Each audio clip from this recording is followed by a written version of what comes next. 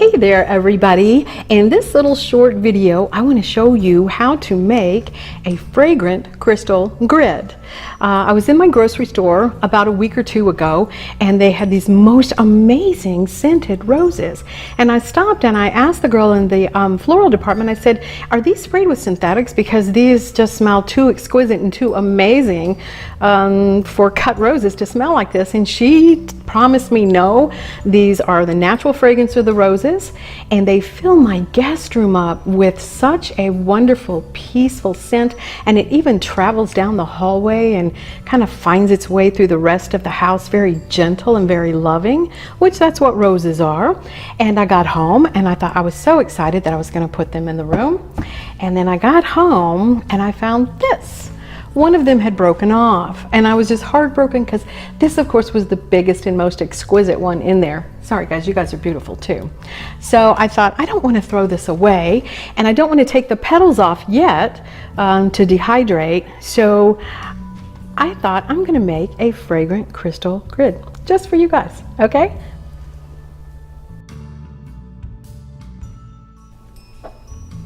Okay, the first thing that I did was I filled this little bowl up with water, and it's just a little spice bowl. And then I added some small rose quartz pieces into that to act as my generator. While also, water is a conductor of energy. So what I want to place into this particular alignment in this design is I want to bring compassion, empathy, and love into my home, but I also want to project it out. So the larger quartz have the arrows pointed.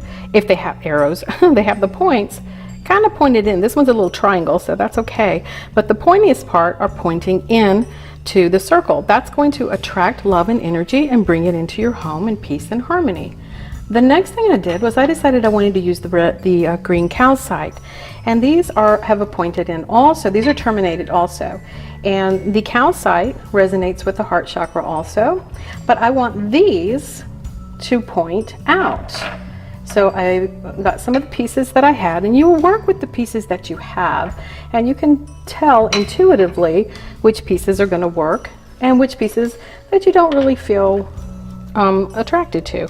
Well, I took all of the green calcite and I had these pieces directed away from the center generator. Now what that means is, like I said before, we're bringing energy in with these and we are sending energy out with the calcite.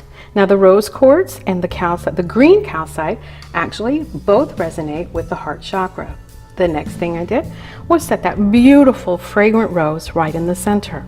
So now we have peaceful harmony, we have compassion, we have empathy, and we have a wonderful calming feeling in our living room. Okay, hope you guys can make this one. This was fun and I had fun sharing with you. And if you want to learn any more about essential oils or about crystals, just go to patrinarutherford.com or twilighttherapy.com. Thank you. Bye. Okay, there's one more step in this procedure, and that is you want to activate your crystal grid.